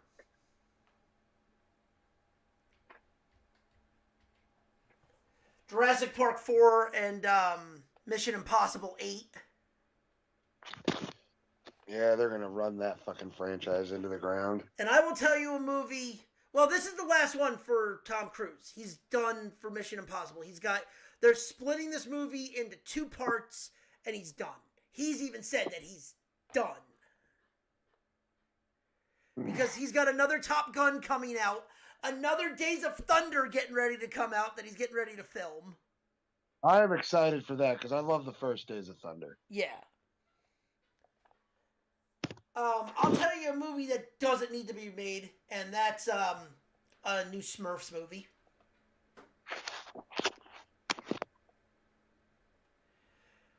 New Smurfs. Semi-live action.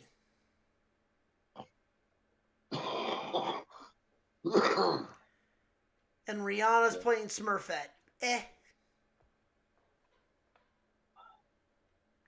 And then we're getting Novocaine. That might be the best new movie we're getting at for a while. Where it's a guy that doesn't feel pain. Like, that might be interesting. Potentially. Yeah. But then, like, you want to go with certain commercials. The Kevin Smith one. Well, go ahead, rip it apart. I really didn't find anything that was... Listen, it was dumb because it was Duncan. but it was not dumb because it literally was just a straight spoof of all of his fucking old movies. Right. Because, like, I'm sorry, the minute you see fucking Kevin Smith and Jason Mewes as Jay and Silent Bob, I'm like, you kind of, if you were a fan of those movies, you know where this is going. Like, you understand, like, it's a Chasing Amy joke immediately.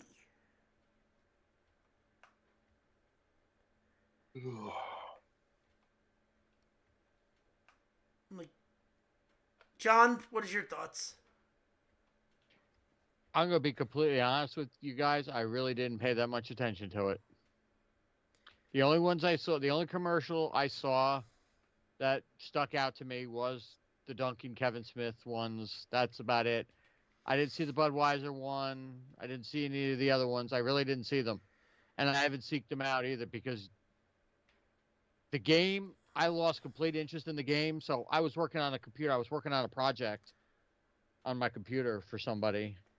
And I just kind of lost track. I completely forgot. Hold on. You so said like watching fucking Law and Order. Well, I had it. I was flipping in between. I have two TVs, so I was flipping in. I had one TV had Law and Order, the other one had the game on. So, regardless, I didn't see any of the commercials. Like I said, other than the Dunkin' one. I don't know about. The Budweiser one you said was good. Maybe I'll look it up. But I think because the game was so laughable. I think that's why I didn't pay attention. If it's a good game, it'll keep my interest. But since it was a shit show, I didn't even bother. It didn't hold my interest. I'm not gonna lie to you. I didn't see much of it. Or the commercials. I think they went a little bit too deep with Homes.com. Well, that I did hear. That I heard they made that I heard that from people on the radio the next day. They were talking about there was way too many of those. I heard that. I didn't see them, but I heard there was a ridiculous amount of them. What was the whole point of it anyway? That you could not say Homes.com is the best on air, and they said it like 18 times. Okay, that was the whole commercial? Pretty much, and there was 3 of them. Okay, then.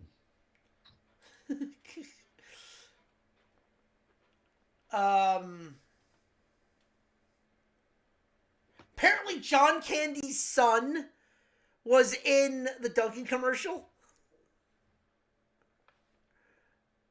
Completely missed that. Unless you know what he fucking looks like, how would you even know he was in it? Yeah. Unless he looks just like his father. Pretty much. I'm looking at a photo of him. Yeah, he pretty much looks like John. Oh, well. Matthew McConaughey dressing up as like Mike Ditka is kind of funny. I do remember seeing a version of that somewhere. Other than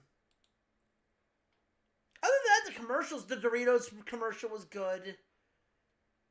What was the whole point of the Doritos one this year? An alien comes down to try to steal Doritos, and they beat the shit out of a guy because he didn't want him to take his Doritos. You gotta watch the commercials. Maybe I'll go back. I will say this. There were like 2 or... And Ryan, maybe you can answer me this. There were like 2 or 3 very political style commercials I wouldn't say directed at Trump, but they were just political. All right, Let me ask you this. Was there any religious commercials like there were in the past? There was one Jesus Helps Us one. Because I know they've done that a couple of years. That one was actually a decent commercial. Yeah. But like people are telling me I gotta go back and watch it, but the Harrison Ford one they're saying people were saying that was directed at Trump. I'm like, was it? I mean, it might have been. Like, I missed that one. I don't know.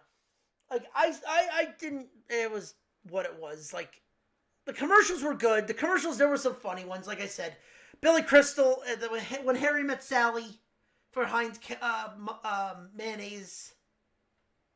Well, that one, they've been airing that before the Super Bowl. I saw that before the Super Bowl. But they brought what's her name's Meg daughter. Ryan. Yeah. Meg Ryan. So, I mean, halftime show good.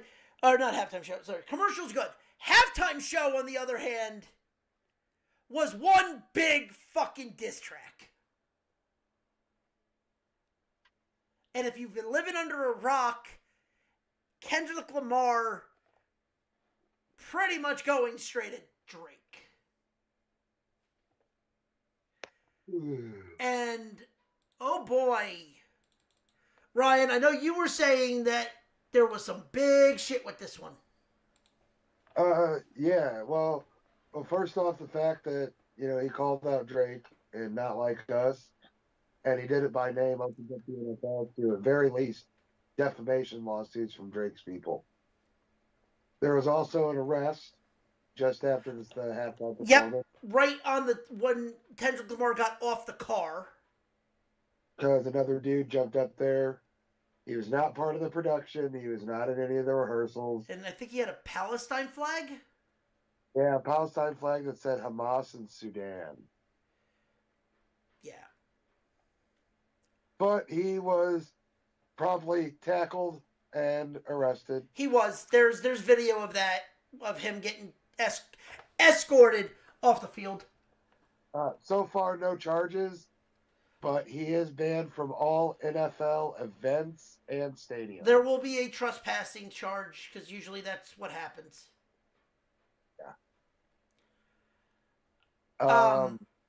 I also read that because of the Drake call out, that Kendrick Lamar will not be paid for his Super Bowl performance. So he did not care. He did that. He knew he wasn't getting paid for it. And other than that, I don't think anyone ever gets paid for the halftime show. I think they have to pay the NFL to do it. But that was a very politically driven halftime show. Yes. Now, like I said, was it good? I'm not a fan of Kendrick Lamar. Don't get me wrong. Playing all these sports games and shit like that, Kendrick Lamar is integrated into games like the NBA, is into 2K, into Madden. So, like, play things like They're Not Like Us is in that, and I got loyalty. Oh my god, I hear that every fucking minute in Madden. At the same time, though, there's been no diversity in halftime shows for years. It's either rap or R&B, and honestly, we need a little rock in there. You guys don't have to book fucking Slipknot, but damn, dude, Aerosmith put on a killer halftime show. Hold on. 2026 halftime.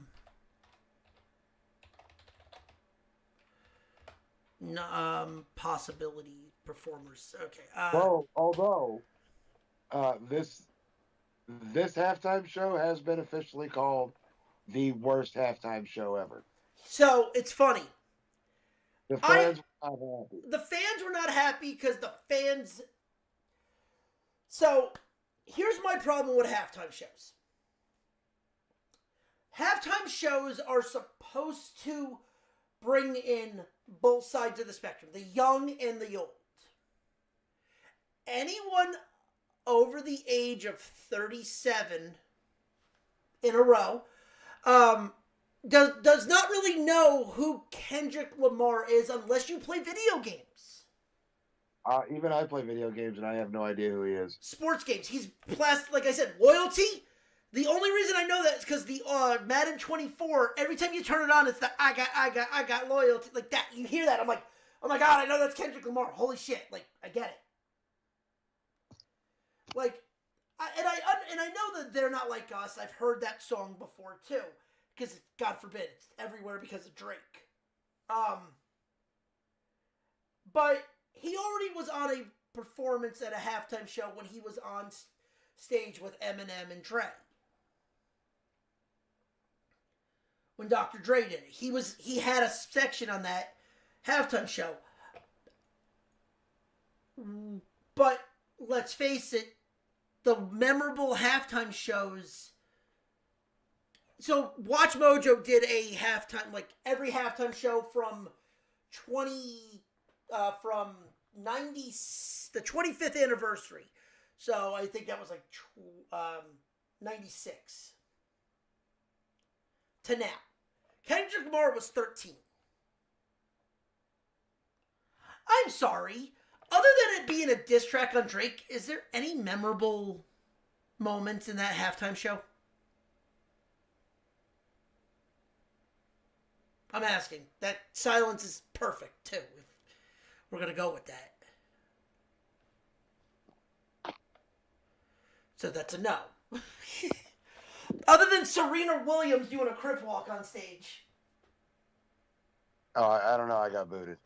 Oh, I'm saying, how memorable was this halftime show? Not at all. Watch Mojo has this at 13 for the of the last 25 years. Yeah, I'm good. It's not.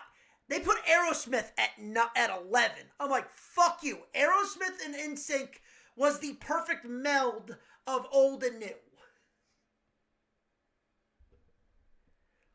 And you put Madonna over that. Fuck you. Madonna wasn't good. The rumor is that the 3 possible nominees to do the halftime show next year: Metallica, Taylor Swift, and Post Malone. Please be Metallica. Post Malone is fine. Because it kind of brings in that both. I kind of want some rock country in one of these years, because we've had pop and R&B, like Ryan said, since fucking Bruno Mars, which was 2009.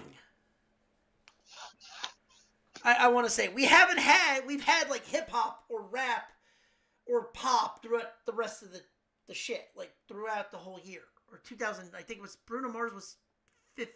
Sorry, Bruno Mars was like 15.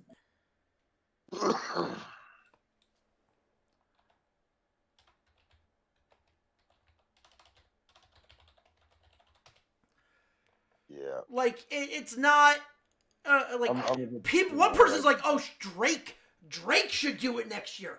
Go fuck yourself. I'm gonna jump off here, man. I gotta go to bed. I gotta get up early. All right. All right, man. See you guys. See ya. And I stand by it. Like, do Post Malone. Don't do pop. Do some rock. Maybe do country. Post Malone is the best of that between. That in between.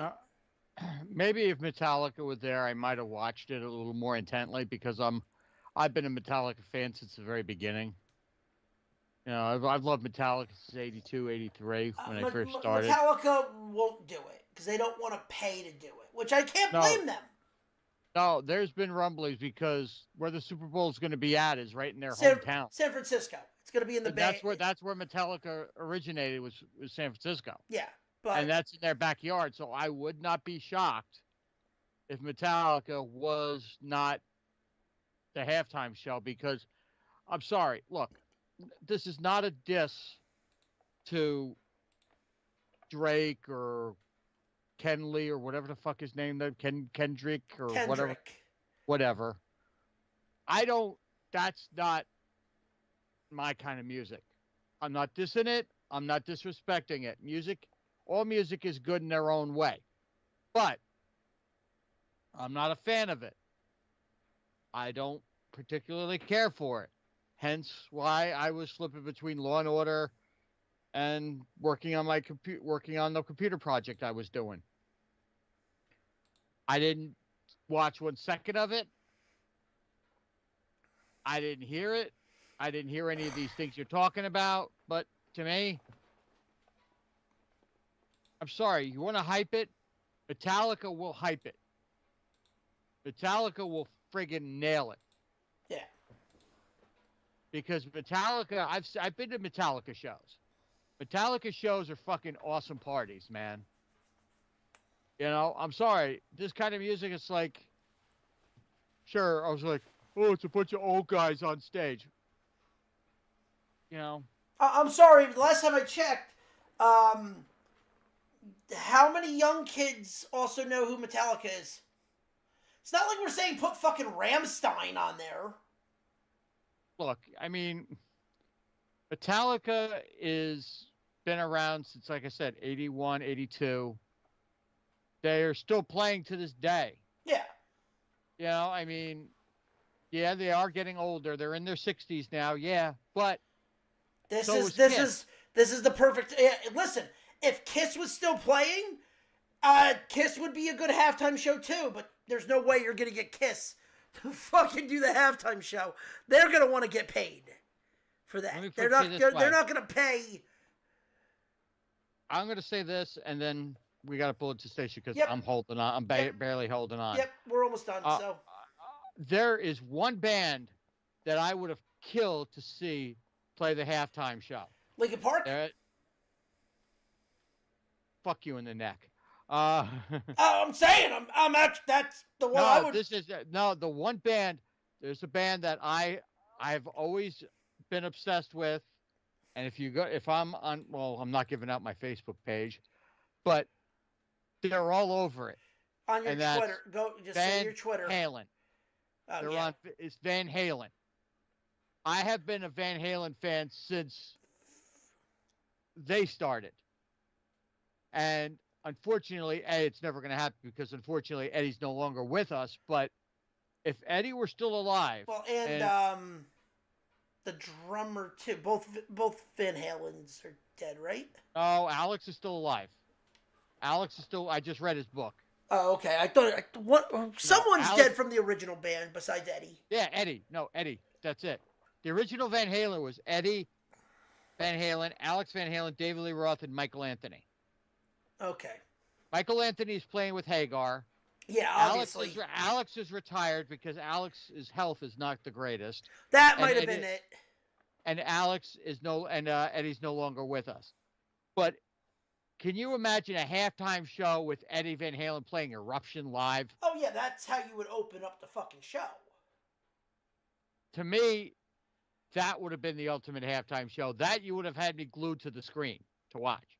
Because like I said, I'm a Van Halen devotee. I have every album.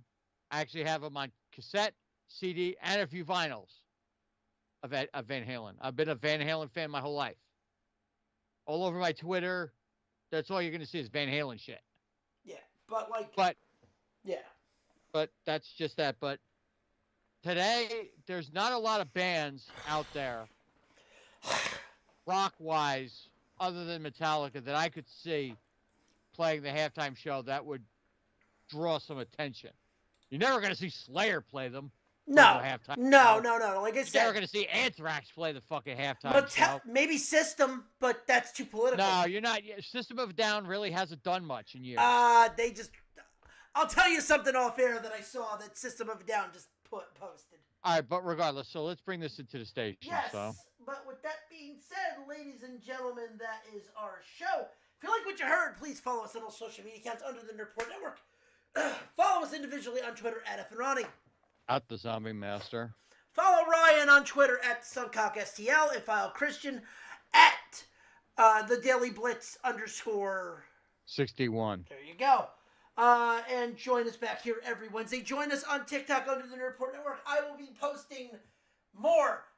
So I'm thinking about opening up a new Instagram, calling it the betting window, where we just post our bets.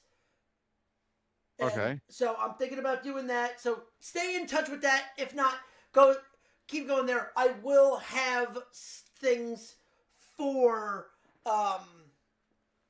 betting coming up very soon.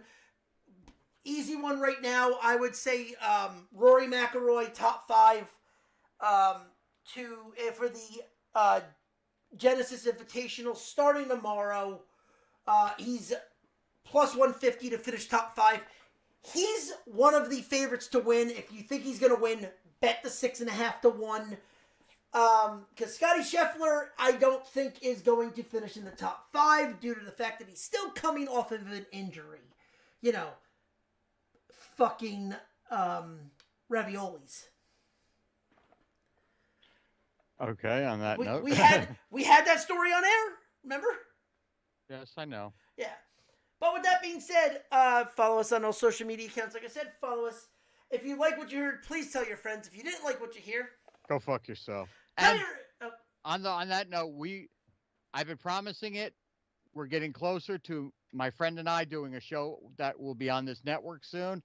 Be on the lookout hopefully the next 2 months. The first episode should be dropping soon, hopefully. Okay. Fingers crossed. Follow and tell your enemies. We will be taking a month off. From just like I said, you're going to be seeing other things posting up from the network down the road.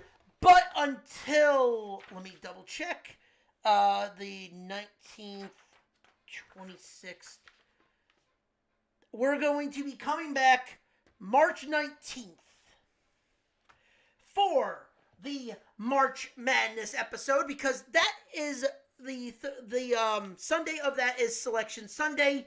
We will be coming back for March Madness. We will be coming back from that to the next week doing the MLB pre-show, because the season begins March 31st. Yep. But with that being said, ladies and gentlemen, thank you. Actually, no, it actually starts a little sooner because there's the 2 Tokyo games. Yeah, I think we're going to be in the middle of a show while that's going on, but that's beside the point. Okay, but anyway, so yeah. But with that being said, ladies and gentlemen, thank you for listening to the show. Tell your friends, tell your enemies, but always remind them 3 things. 1, a hot dog is always a sandwich. 2, Bobby Bonilla is getting paid. And 3, there is always a teachable moment. And fuck, if you don't believe us, then I'm sorry.